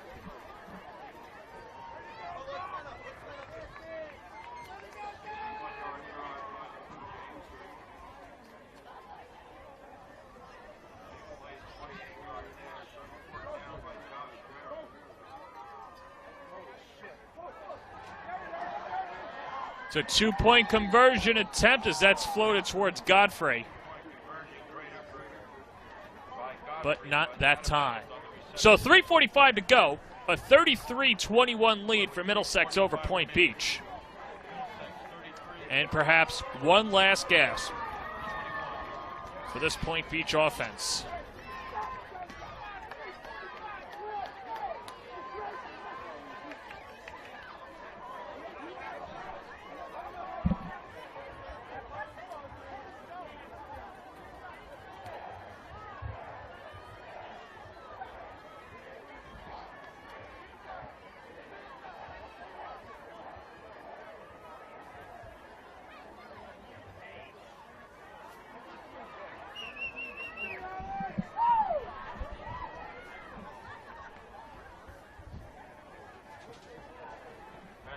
Set the kickoff.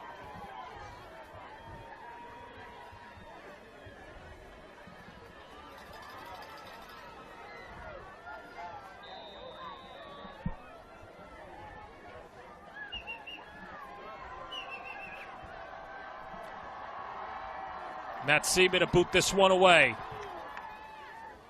Middlesex starting to feel it. Their defense, perhaps one more stop.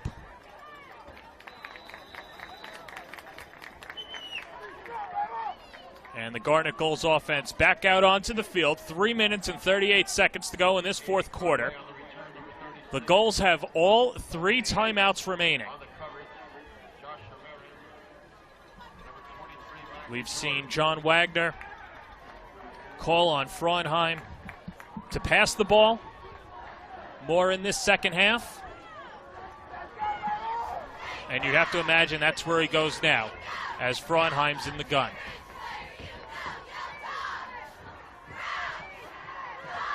Three-step drop, pressure coming, fires, far side, incomplete.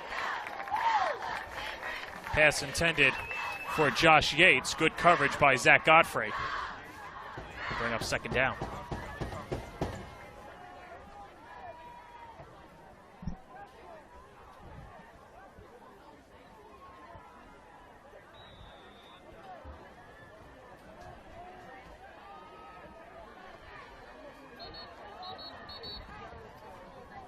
Whistle, and this should be a timeout.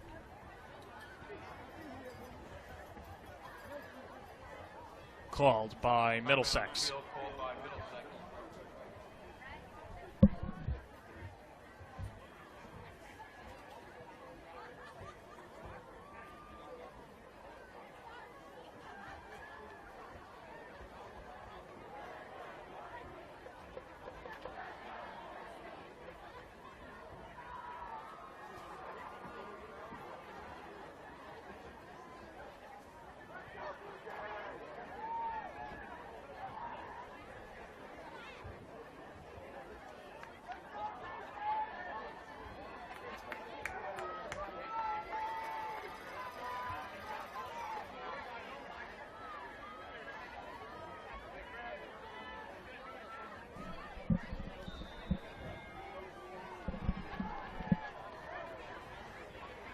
.332 to go in the final quarter of play.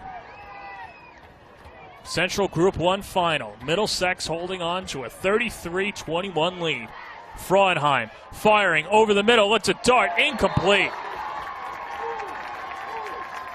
That pass broken up by Anthony Mason and Josh Ramirez. The intended receiver was John Nista.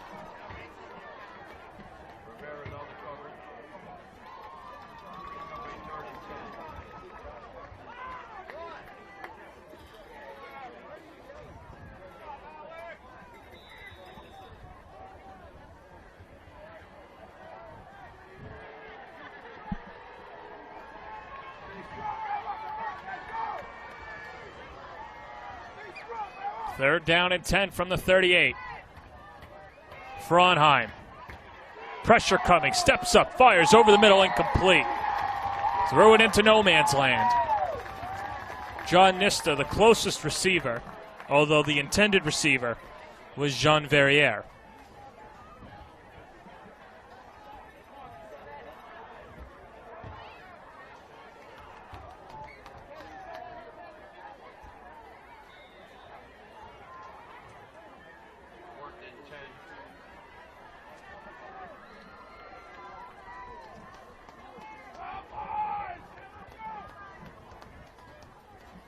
This might not be the last time that Point Beach's offense is out on the field. Remember, they do have the 3 timeouts, but they haven't been able to stop Middlesex today.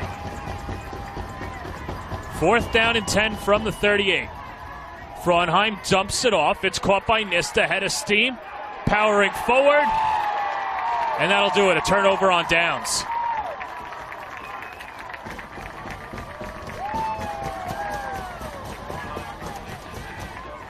Middlesex's defense standing tall on 4th down. Trying to get to the first down. Short, cut down by Andujar, 56. And the Blue Jays will take over on down. 3:11 remaining.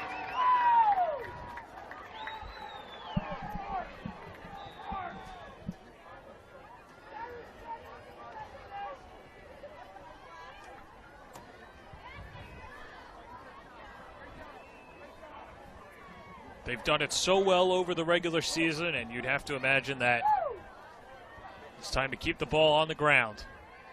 Krespach with the keeper as he picks up a yard. And a flag at the end of this. And not the best time to draw the laundry for either side. Krespach stopped at the line. Flag is down following the play.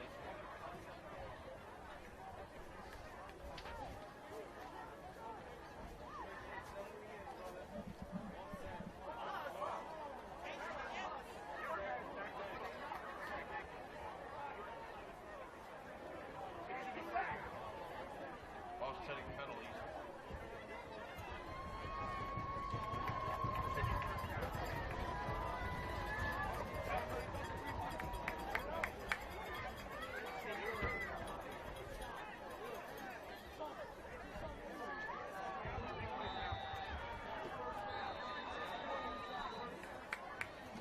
And a whistle, and a timeout taken.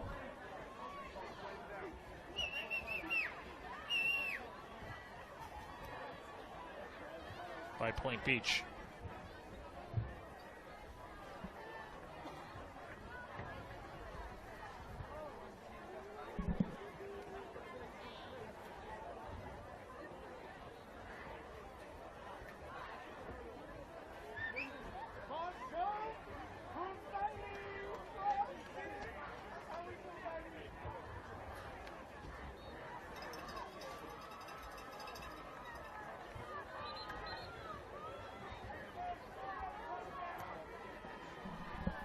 Be sure to stay tuned for the last and final game at Kane University. Pompton Lakes and Hasbrook Heights.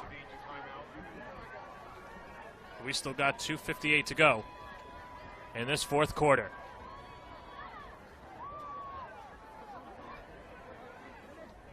Point Beach, 2 timeouts remaining. Would have to force a 3 and out, score, and then get the onside kick. Not impossible, just very difficult to do. Krespach again on the keeper.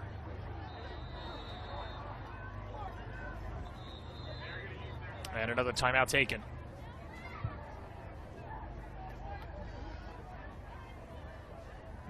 John Krespach keeping it. Matt Van Short, number 50. Middlesex trying to complete Frauenheim. the worst to first turnaround.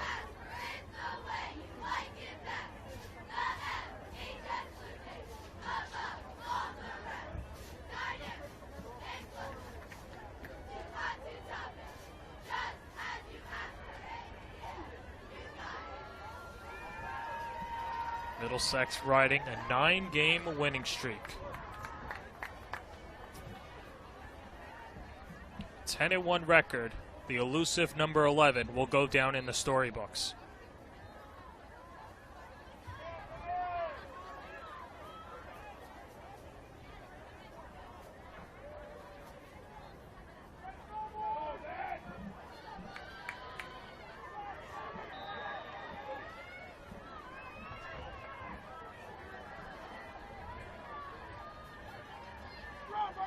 Third down and 7.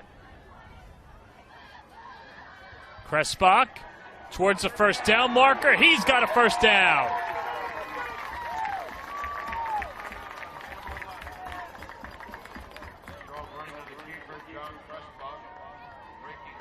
And that should just about do it.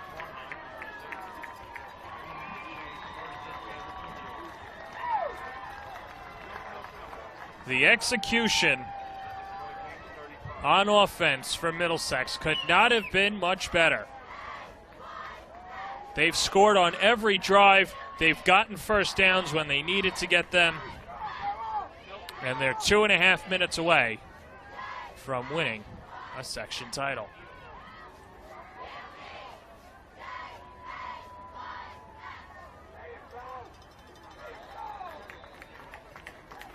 As they continue to plow it up the middle.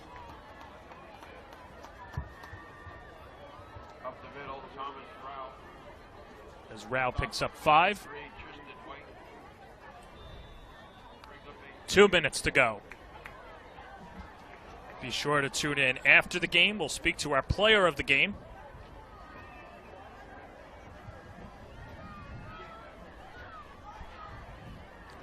.145 and rolling.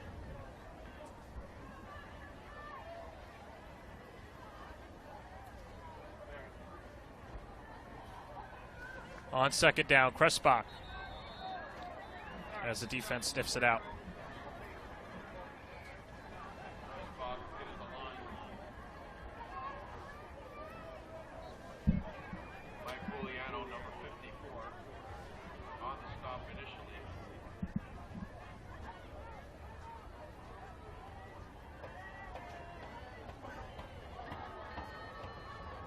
And Point Beach using their last timeout.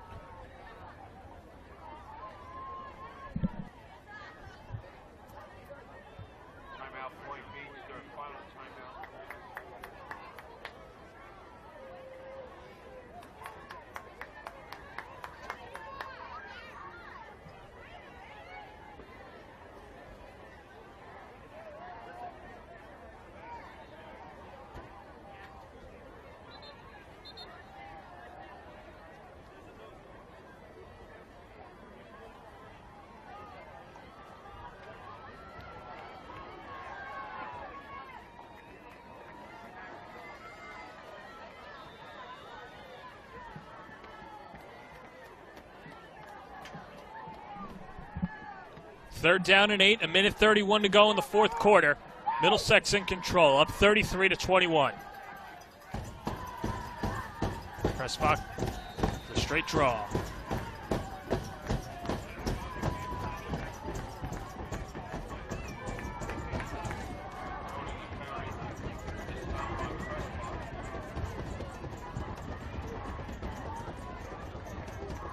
The first down would seal it, nonetheless. Middlesex just doesn't want to turn the ball over, as they'll wind this clock all the way down. Under a minute to go, as the Middlesex cheering section on their feet.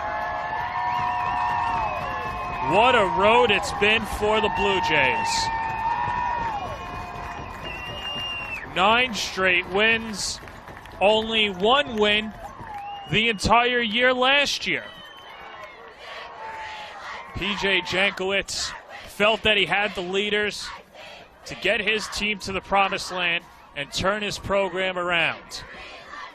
They're 43 seconds away from doing so.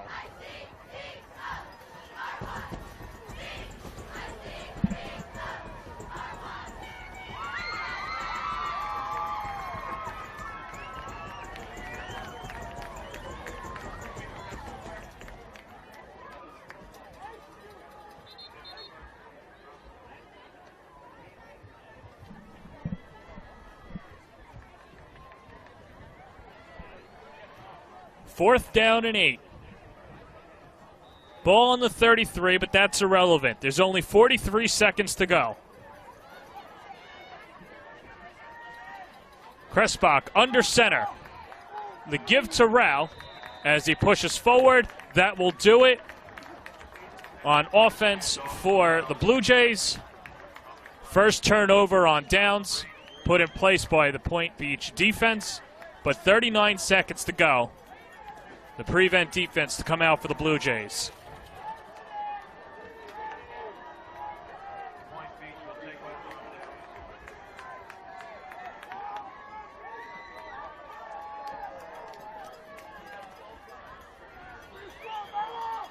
Frauenheim and the offense back out on the field. Frauenheim evades a tackler, fires it up the middle. It's caught, as that was Brad Perry marching forward. On the reception, number 30, Brad Perry from Frauenheim. First and 10 in midfield.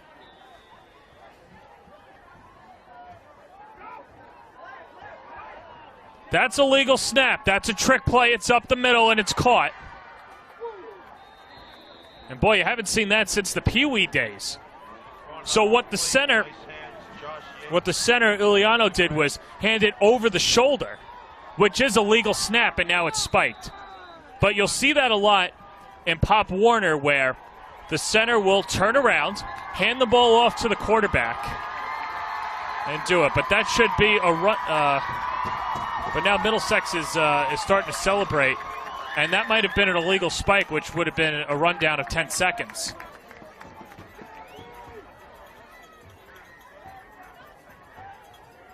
Clock will be adjusted to 14 seconds. As they adjust it to 14 seconds now. But nonetheless, the center is able to do that, hand the ball off over his shoulder, and then take off and let the play ensue.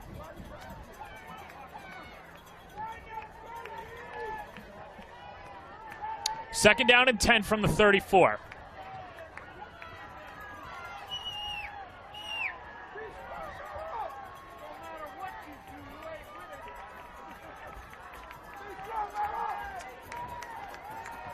Frauenheim again in the gun.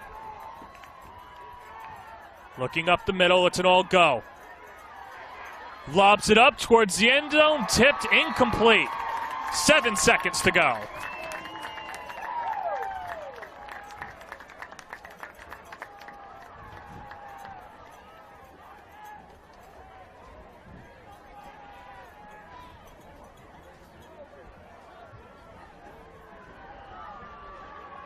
Be sure to tune into our post-game show when we speak to our player of the game.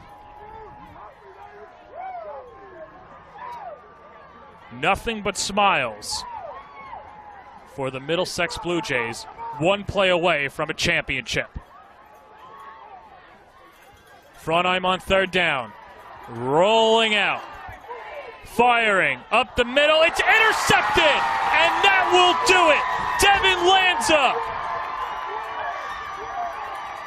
gets brought down from worst to first. The championship season is complete.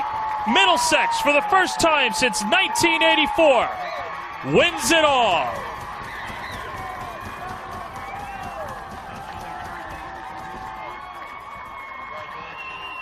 Middlesex scored on 5 of its 6 offensive series. They pull away from Point Beach and played flawlessly on the offensive side of the ball. We'll be back to speak to our player of the game. Middlesex, a 33-21 winner